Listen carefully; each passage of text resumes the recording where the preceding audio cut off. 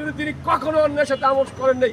আপনারা জানেন তিনি বেগম চেয়ার চালানি প্রতিষ্ঠা ছিলেন, সেই রাশ খেটে তার এই পত্রিকা বন্ধ করা হয়েছিল 2013 সালে, কিন্তু ডিসেম্বর 2024 সালের 22 তারিখ থেকে আবার পত্রিকা চালু হয়েছে এবং এই পত্রিকায় যেখানে অন্যায় সেখানে কিন্তু প্রতিবাদ করে তুলছেন। যে রিপোর্টটা সম্পূর্ণ সত্য এবং মানুষের জেনেছে মেঘনা গ্রুপ সম্পূর্ণ একটা ভূমিদস্যু গ্রুপ। ওয়ালটন আবারও মিলিনিয়ার অফারে ওয়ালটন ফ্রিজ কিনে আপনিও হয়ে যেতে পারেন মিলিয়নিয়ার।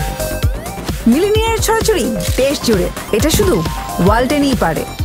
মেঘনা গ্রুপ মোস্তফা কামাল যিনি বিভিন্ন অন্যায়ের সাথে জড়িত এবং যিনি এদেশের ঋণ খিলাপির তালিকায় 2-3 জনের মধ্যে 1 নম্বরে আছেন, সেই মেঘনা গ্রুপ এর যিনি কর্ণধার মোস্তফা কামাল। আমি কাশিয়ানী উপজেলা আমার দেশ পত্রিকার প্রতিনিধি সুয়ান, আমার যিনি সম্পাদক মাহমুদুর রহমান এবং আমার পত্রিকার যিনি সম্পাদক মাহমুদুর রহমান, সব 4 জন সাংবাদিকের বিরুদ্ধে গত 20/4/2025 তারিখে যে মামলা দায়ের করেছেন, আমি কাশিয়ানীর এইখান থেকে আমি আমার দেশ পত্রিকার কাশিয়ানী উপজেলার প্রতিনিধি হয়ে আমি এখান থেকে প্রতিবাদ জানাচ্ছি। আগামী দিনে যদি এই মেঘনা গ্রুপ বাংলাদেশের একজন দেশপ্রেমিক এবং এদেশের খাঁটি দেশপ্রেমিক মাহমুদুর রহমান, যিনি বিগত দিনে এই দেশের শান্তি শৃঙ্খলা রক্ষার জন্য, এই দেশের স্বাধীনতা রক্ষার জন্য, এই দেশের মানুষের অধিকার রক্ষার জন্য জেল খেটেছেন, জুলুমের শিকার হয়েছেন।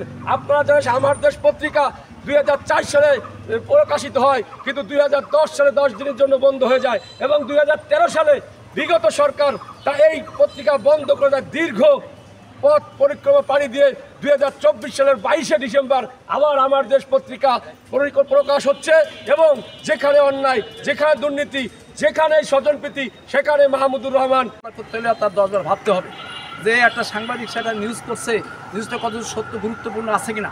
যদি গুরুত্বপূর্ণ থেকে তাহলে তার ভিতরে মামলা করার প্রশ্ন ওঠে না। হয়তো একটা বুদ্ধি দিয়ে বুদ্ধিকে ফাইট করা যায়, কিন্তু সন্ত্রাসী দিয়ে কিন্তু বুদ্ধিকে ফাইট করা যায় না, মামলা দিয়ে হয় না।